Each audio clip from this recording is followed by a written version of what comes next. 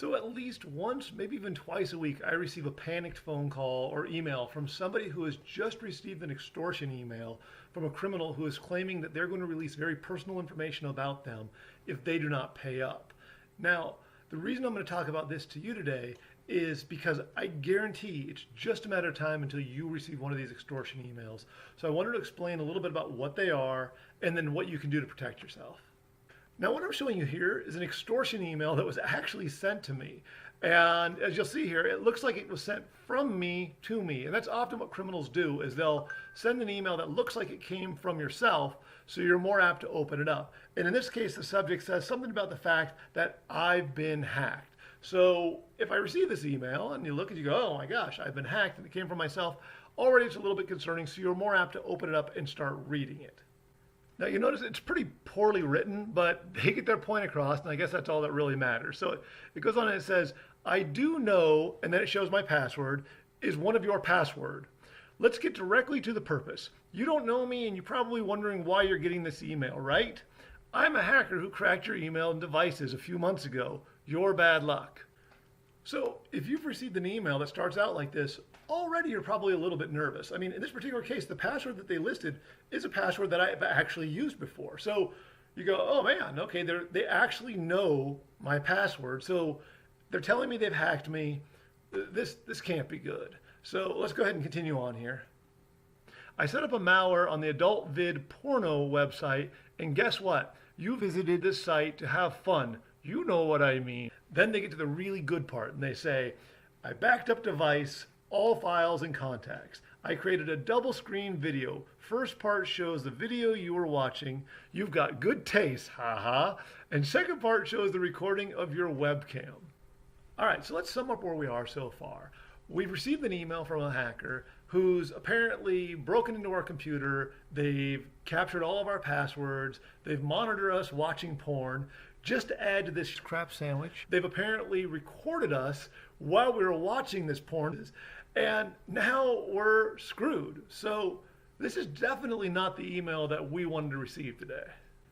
And finally, the email finishes up by telling us that we need to pay them $1,000 within the next 48 hours, or else they're going to send everything they have on us to all of our contacts and all of our social media accounts. Fantastic. So if you receive an email that looks just like this or very, very similar, let me go ahead and put your mind at ease. This entire thing is just a scam. They haven't actually hacked you at all. So let me explain how this works. So from time to time, you'll read about breaches that take place at companies all over the world. And unfortunately, oftentimes your personal information is stolen as part of these breaches. So they'll have a database that's stolen somewhere, and oftentimes your name, your email address, sometimes the password for that particular account are all part of that breach. So now all of that information has been stolen and a criminal has it. So what they'll do is they'll go out to the dark web and they'll put this database on sale on the dark web. Sometimes they'll sell it as just a single database that somebody else can buy, or sometimes they'll break it down and say you can buy 1,000 records at a time. And then other criminals will go and they'll buy this information. So now a criminal with this information, they go, okay, I've stolen this, and maybe I end up with 5,000 accounts. So I have your name, your email address, maybe your home address, and I have the password that was for that particular company that you had been logging into. And that's all I have. Not much I can really do with that. It's kind of pointless. But if I take it and turn it into an email that looks like extortion, suddenly this can become very valuable. So now instead, I write one of these emails. I put your name, I put your email address to use to send it to you. I put your home address in there to make it feel very real. And then the most important thing is I put this one password that I have. And I'm going to assume there's a really good chance that if I have this one password, you may have even used this password more than once. So you may have used it at multiple sites. So when you see this password, you're going to go, oh my gosh, that password is my password. I've used that at many places. So it makes it feel like, yeah, they've really hacked into you. In reality, they haven't hacked you at all. They hacked some other company or somebody else hacked that company, and all they have is one password. And you may have even changed this password by now, but it doesn't matter because you see it and it just makes it feel really very real.